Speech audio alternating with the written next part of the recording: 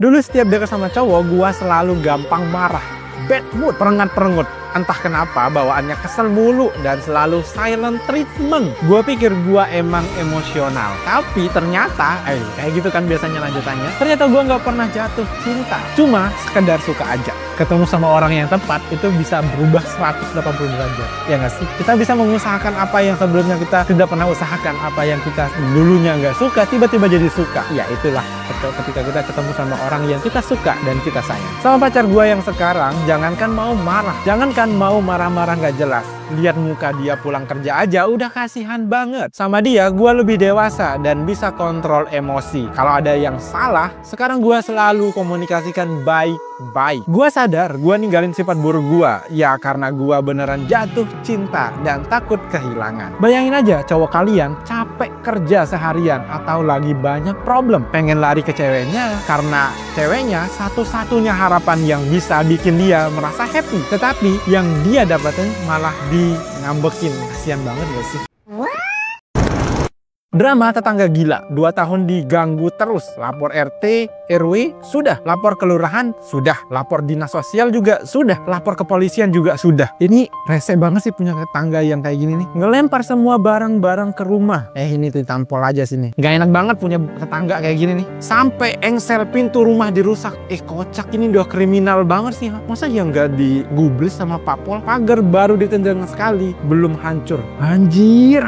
Tetangga macam apa kayak gini nih? Dibuat apa otaknya tuh? Otaknya ada apa enggak ya? Iri dengki banget dah, narsis banget ke CCTV. Nah ini udah ada barang buktinya, harusnya bisa ditangkap nggak sih kalau kayak gini? Abis narsis gitu dia nggak puas dan turun ke depan rumah untuk nendang dan ngancurin pagar rumah. Ini beneran bisa ditangkap kan? Kayak gini tuh udah ada barang buktinya ini. Ya nggak sih? Masa tetangga-tetangga yang lain nggak ada yang kayak ngebantu gitu ya? Setiap lewat depan rumah pasti ngeludah. Ini sampai masuk. Kocak ini mah. Tanggal 24 April 2024, 4 orang ditonjokin sama dia. Aku, pelapor, papa, tante, dan kakekku, semuanya korbannya. Ini surat visum. Gila, ini kriminal kan? Kirain udah selesai karena setelah dia mukulin gitu, dia sempat dipanggil kepolisian untuk ditindaklanjuti. Tapi dia kabur, hilang 6 bulan. Loh kok bisa kabur? Bukannya udah ditangkap gitu ya? Udah dimasukin ke sel gitu ya? Tanggal 12/12, dia balik-balik baru seminggu, udah ulah lagi. Sekarang mecahin kaca rumah pakai batu. Dia punya dendam apa sih sama keluarga kalian? Kayak gini? Kalian pernah ngapain ke dia gitu sampai dia sedendam ini, atau emang hatinya dengki aja ya? Ini barang-barang yang dia lempar kali ini. Sebelumnya ada juga dia ngelempar bekas aki.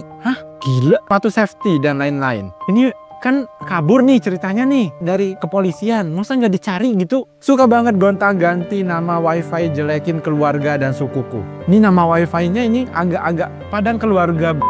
Suka bikin ribut. Lu yang bikin ribut. Enggak, ini sebenarnya dia tuh punya dendam apa sama kalian, atau kalian tuh pernah ngelakuin apa ke dia. Kepalaku bengkak hampir seminggu karena ditonjok berkali-kali sama dia. Papaku memar bagian perutnya karena ditendang. Lah, ini masa iya nggak bisa dipenjara? Kayak gini ini udah keterlaluan banget. Ini tanteku yang ditonjok sampai bengkak. Ya Allah. Ini kakekku juga. Bukti ludahnya dia tiap lewat rumah selalu mampir buat ngeludah. Ini kondisi pagarku yang dihancurin. Ya Allah, ini harusnya bisa dipenjara ini nih. Selama kejadian aku sama keluarga bener-bener nggak pernah nanggepin gitu. Tapi kemarin papaku sampai jantungan dan nggak sadarkan diri.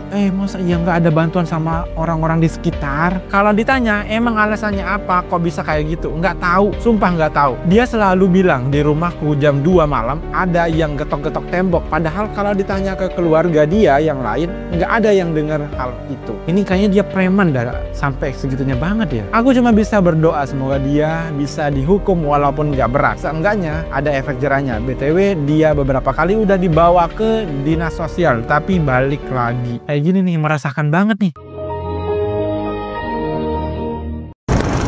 Mas mau dimasakin apa? Apa aja yang sayang masak Mas makan kok. Oke Mas. Ini kayaknya pasutri baru ini, kocak. Apa ini? Pecel sayur, kentang Mustafa. Kok namanya kentang Mustafa? Nama suami itu apa bagaimana ini? Pecel sayur, kentang Mustafa. Emang ada yang namanya kayak gitu ya? Atau ini dibuat-buat doang ya? Ikan sarden, sambal terasi.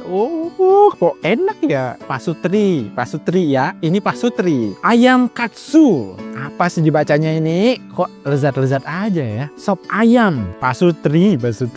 Lezatnya ini ini tiap hari dimasakin kayak gini nih, sehat kita nih. Kolak pisang, tempe mendoan, mujair kuah kuning, telur balado, tempe, kangkung tumis. Ini masakan Pak Sutri ini ya. Kok Pak Sutri? Bu Sutri. Bu Sutri. Kok Bu Sutri? Pokoknya suami istri baru lah ya. Wah, ini apa sih? Enak nih kayaknya nih. Apa namanya?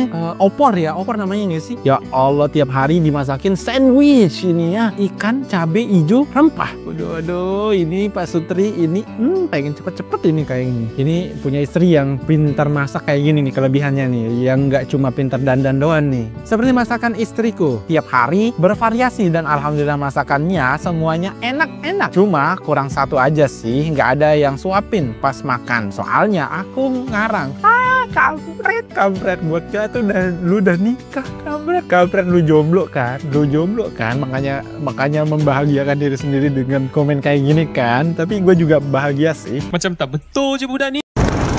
Di tangan orang yang tepat, kamu tidak perlu mengemis untuk hal-hal kecil. But, berat banget jadi perempuan ya, Bay. Tenang ya sayang, akan Mas tempatkan Ayang di posisi yang terbaik. Dan Mas pastikan kamu jadi wanita yang beruntung jadi istri Mas. Ini untuk orang yang saling menyayangi ya, yang saling mengharapkan untuk jangka panjang. Kalau satunya doang nih, yang ngebet nih, yang suka nih, yang cinta nih, satunya enggak, berat sih kalau kayak gitu. Itu senengnya lihat Mbaknya di-treat baik banget. Mbak, semoga kamu sama pasangan kamu selalu bahagia ya, dijauhkan dari hal-hal yang buruk. Semoga pasangan kamu menghargai kamu terus, menjaga kamu terus. Amin, amin. Kita juga semoga dapat yang kayak gini ya. Ngelihat ini malah nangis, kayak sakit di hati. Bukan karena nggak seneng ngelihat perempuan lain dapat ini, tapi lebih ke arah aku bakal diperlakukan kayak gini juga nggak ya sama orang yang aku sayang juga. Oh my God.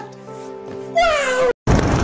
Mau tanya seberapa asing Islam di zaman sekarang? Ya, gila sih, iya. Ini banyak banget gue temukan ya. Saking asingnya, pria atau wanita yang melaksanakan sholat 5 waktu udah menjadi standar soleh ataupun soleha anak zaman sekarang. Padahal mau dia soleh atau tidak soleh, sholat 5 waktu adalah basic. Saking asingnya, banyak menormalisasikan apa yang dilarang oleh agama. Membawa dalih zaman sekarang gak pacaran, so alim zaman sekarang gak pacaran, gak gaul zaman sekarang gak pacaran, bakalan susah dapat jodoh. Padahal Allah nggak pernah salah dalam menetapkan aturan kasih sayangnya yang membuat aturan demikian. Saking asingnya Islam zaman sekarang, perempuan muslim yang pakai kaos kaki dianggap berlebihan, lebay, dan kuno. Padahal Asma binti Abu Bakar pernah menemui Rasulullah SAW dengan memakai pakaian yang tipis dan Rasulullah bersabda, "Wahai Asma, sesungguhnya seorang wanita itu jika sudah haid, sudah balik, tidak boleh terlihat dari dirinya atau kecuali ini dan ini." Beliau menunjukkan wajah dan kedua telapak tangannya. Saking asingnya, perempuan berpakaian longgar dan hijab menutup dada dianggap nggak gaul kayak ibu-ibu. Padahal kita nggak pernah tahu seberapa hebat dia berperang melawan hawa nafsunya agar tetap bisa berpakaian sesuai apa yang Allah